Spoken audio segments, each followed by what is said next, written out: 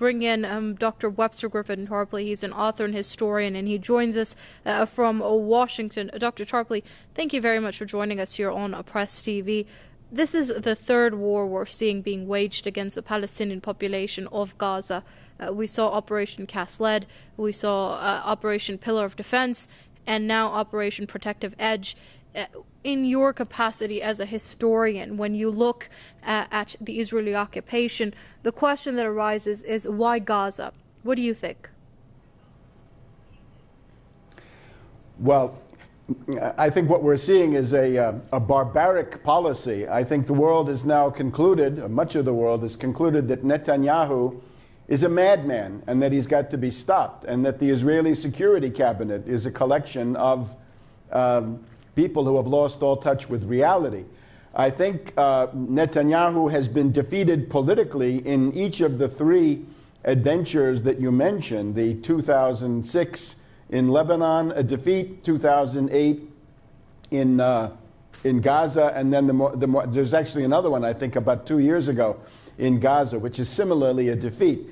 But now, I think that in terms of world public opinion, U.S. public opinion, he has pushed this so far that I think he's getting a backlash. We can see a backlash here and there, even in the so-called mainstream media, and we've now got this exchange of insults with the U.S. government at the level of personality conflicts. I would say right now, one important issue to raise is the $3.1 billion that the U.S. is giving to Israel every year. I think the American people have to look at those dead babies on television and conclude that they cannot subsidize this kind of mayhem. Again, it's absolutely barbaric. So this has to stop. I think a ceasefire would have to include the end, the absolute unconditional end, not only of the Israeli occupation of Gaza and indeed the West Bank, but as far as Gaza goes, the end of the blockade. The one thing that world public opinion has learned in the last couple of weeks, I think, is that there is a blockade. There is a state of siege. There is this huge prison house where you can't get in, you can't get out, you can't import, export, fishermen are interfered with and so forth, and that also has to come to an end. However, I think we're also at a point where we have to ask ourselves about international peace and security. So far, the Israeli much-touted Iron Dome system, paid for, of course, by the U.S. taxpayer, seems to be able to shoot down some of the missiles that the Israelis are firing.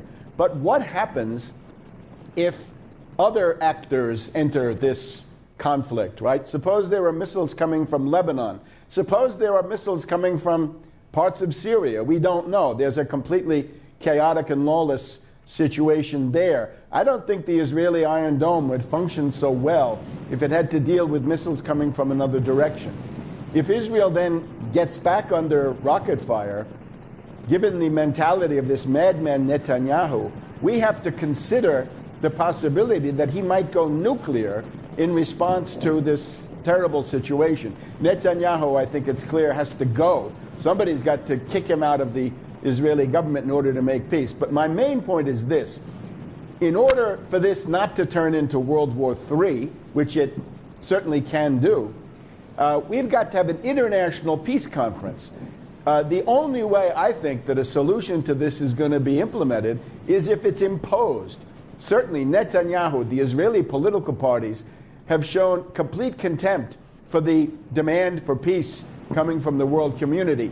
The Gaza leadership also, I think, has made some serious mistakes along the road. But enough of that. What we need is an international peace conference, some kind of new Geneva conference with obviously Iran, with Egypt, with all of the other countries in the region. And I hope if we wanted to find a way to get back to U.S.-Russian cooperation, this might actually be a backdoor to do it, that right. there are vital I'll get to this interests in a minute, Mr. Tarpley, Dr. Tarpley. Right now, just a quick reminder to our viewers, you are seeing the skyline of Gaza, live images coming out of from there. The flares are being used by the Israeli military to provide light and cover so that they can attack more locations within the Gaza Strip. Indeed, Dr. Tarpley, as we're seeing the world public opinion change with regards to Israel, we're seeing the protests are bigger and more heated than ever against Israeli aggressions. We're seeing people really put themselves out to participate in the BDS campaign to ensure that the economic cost to Israel is just as high as the political cost is. However, my question is this, that as we have discussed before here on Press TV, the power of the Zionist lobby, what needs to change for American and other politicians around the world to reflect this public opinion? Again, I detect perhaps a sea change in U.S. public opinion. And as this current brutal, barbaric phase goes forward, I think we can hopefully look forward to more of that. Now, of course, the U.S. party system is somewhat, it's heavily insulated against public opinion, but things nevertheless might change. I think we owe it to the people that are being bombed tonight not to sit around and say why no progress is possible or why nothing will ever change, but that something can change and something is changing. And again, that seems to be a worldwide shift.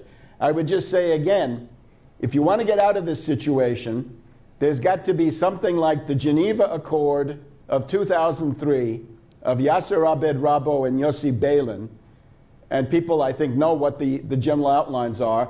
There are these problems of the right of return and the Israeli settlements. I think these can be finessed through indemnities, through money being paid to people to compensate them for their losses. There's the question of Jerusalem that would have to be finessed. But why don't we talk about the possible solutions? The other question is economic development in the Middle East. We now have a situation where all of these countries have been ruined by war. Syria has now joined the ranks of those ruined by war. Lebanon has certainly been there since 2006 and not before. The Sinai Peninsula is now a war zone. And now with Iraq, of course, this goes without saying, and there are other areas involved. I think the positive direction to get out of it, and the thing that propaganda ought to focus on, is a Marshall Plan for the Middle East, paid for by people. For example, we have a new actor on the world stage, the BRICS Bank. We've got Brazil, Russia, India, China, South Africa, with a $50 billion development bank. Obviously, one of the obvious places to put that into action would be Palestine to begin with, and then regional development beyond that, because this is, of course, the premier political problem that's been around in the world for 10 or 20 years. If this is not done, there's a very grave danger that we'll see the convergence of the Ukrainian crisis.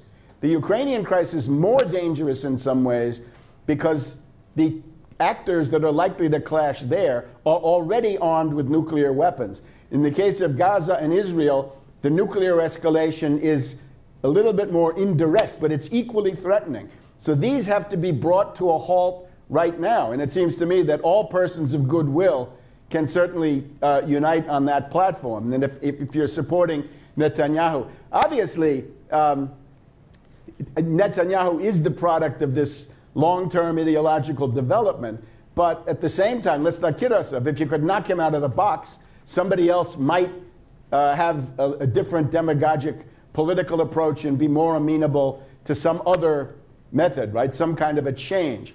And indeed, in Israel, there's been a lot of resistance, right? We've had this no future generation, right? The great crime of Netanyahu in Israeli politics is the impoverishment on the home front. And we've had all these young people saying, we have no future. What they're really saying is, we have no future under Netanyahu's economic policies that he implemented when he was finance minister. So I think there's a significant body of public opinion inside Israel that may reach the point of changing something. Okay, we're going to have to leave it there. I'm certainly hope so. afraid we've run out of time. That was Dr. Webster Tarpley, author and historian, joining us from